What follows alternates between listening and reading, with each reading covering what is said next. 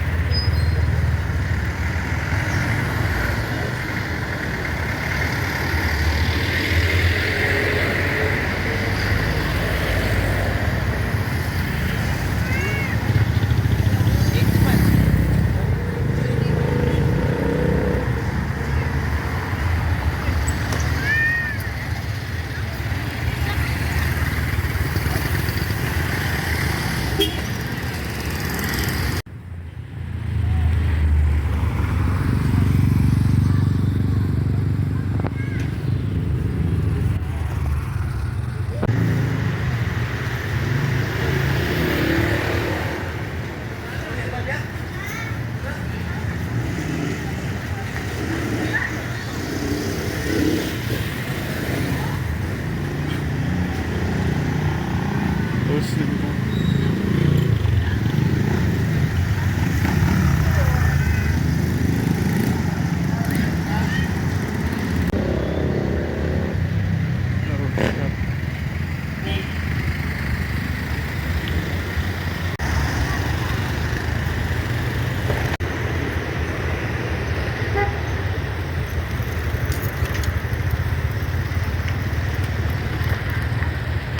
Mga bangko from here close din siya. So ito yung bangko tabi ng Desmart.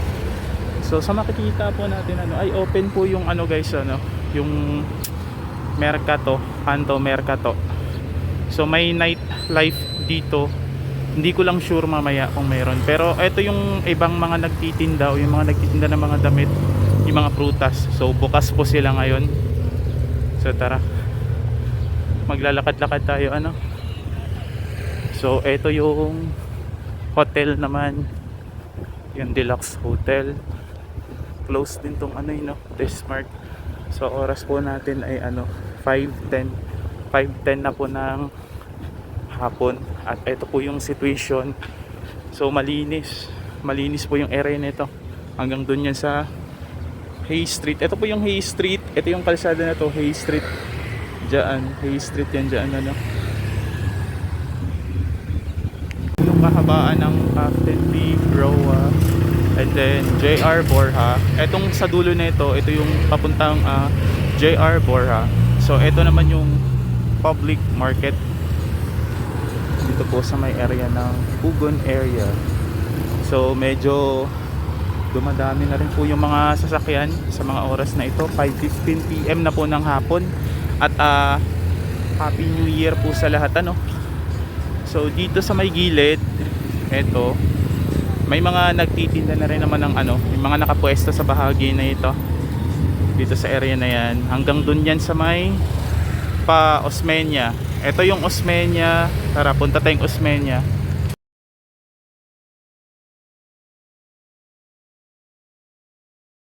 Smooth pa rin yung mga sasakyan sa kahabaan ng area na ito. So ayan, punta tayo dun sa Osmeña. Ayun yung mga nagtitinda. Medyo na rin po sila ng mga ititinda nila.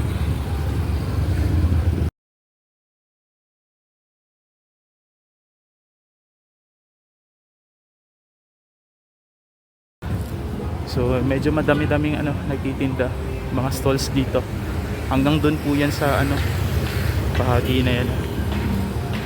So ito na po yung naghahanda na po sila para sa night market. Medyo marami-raming nagtitinda na rito. Ewan ko kung may mga nagtitinda ng pagkain Ayan ang area. Ito po ang bahagi ng JR Borja. Ito yung Osmeña. From here hanggang dun sa may labasan. Bahagi pa rin ng Osmeña or JR Borja. Extension po ng Osmeña. From here, pagka tumawid po tayo dito sa kalsada na yan. So, Osmeña. Tara, 5:20 pa rin po ng hapon. At ito na po ang kasagsagan sa kahabaan ng JR Borja. Ayan. So, ito yung Osmeña. Ito yung kahabaan na binabaybay ko po ang JR Borja.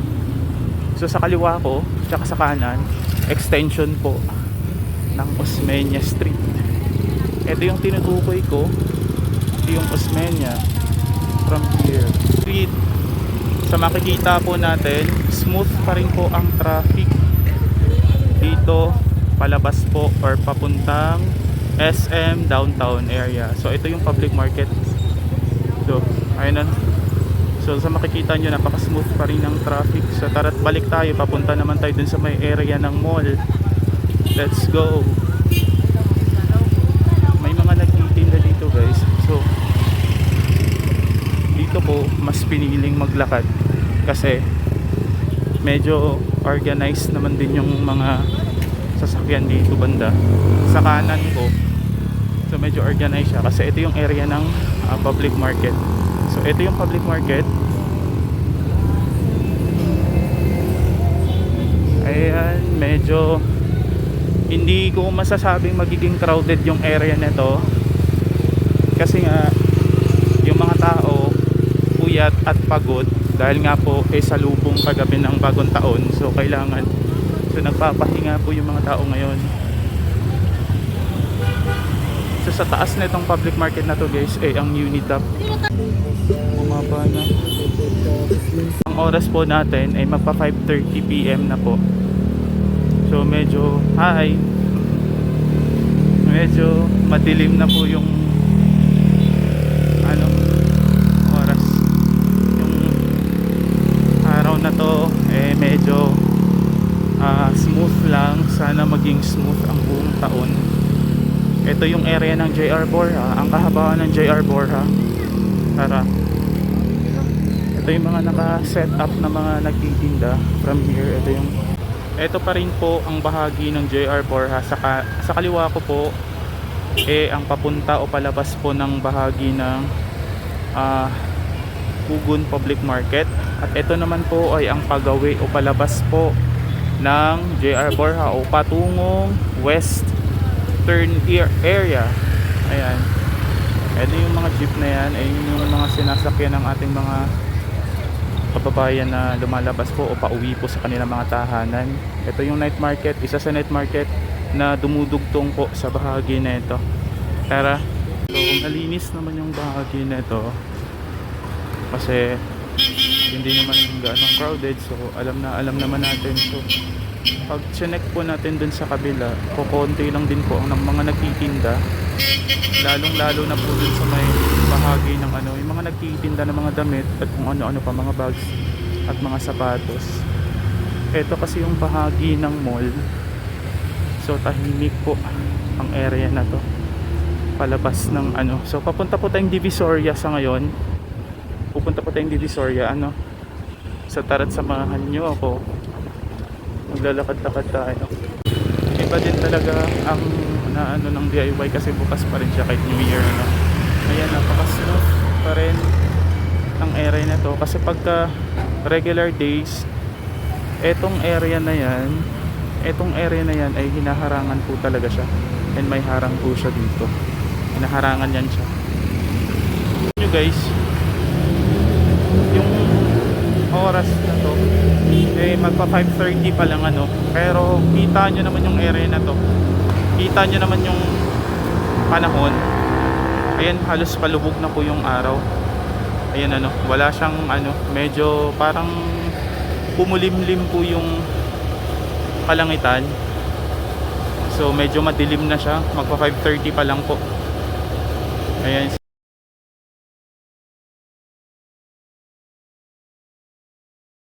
Galing po tayo dito kanina.